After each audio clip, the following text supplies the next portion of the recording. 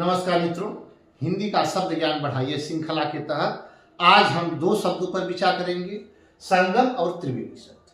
संगम जिसको आप लोग जान ही रहे हैं कि जहाँ दो या दो से अधिक नदियाँ एक जगह मिलती हों उस क्षेत्र को हम संगम क्षेत्र कहते हैं।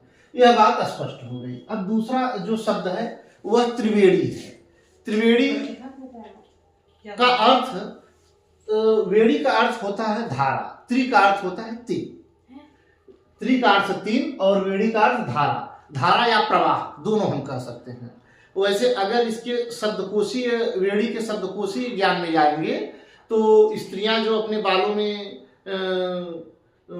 गुम्फन करती हैं, पुष्प वगैरह लगाती हैं, श्रृंगार कुछ करती हैं, उसको भी वेणी कहा जाता है। लेकिन यह संदर्भ यहाँ पर नहीं है। यहाँ पर वेणी का अर्थ धारा या प्रवाह से है। ह्वेन-सांग ने अपनी पुस्तक ह्वेन-सांग जब भारत आया था तो उस क्रम में उसने प्रयागराज का भी दौरा किया। अब प्रयागराज में उसने दो ही नदियों का जिक्र किया, गंगा और यमुना। अब किशोरीदास वाजपेयी जी ने भी वेणी का अर्थ धारा या प्रवाह किया। उन्होंने स्पष्ट उसमें कहा है कि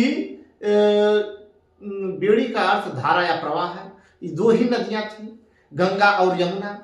तो क्यों, अब प्रश्न उठता है तो क्यों वहां उसको त्रिवेणी कहा गया? तो पहली नदी है गंगा, उसकी धारा एक धारा, दूसरी नदी है यमुना, दूसरी धारा, और तीसरी जो धारा है वह गंगा और यमुना की संयुक्त धारा।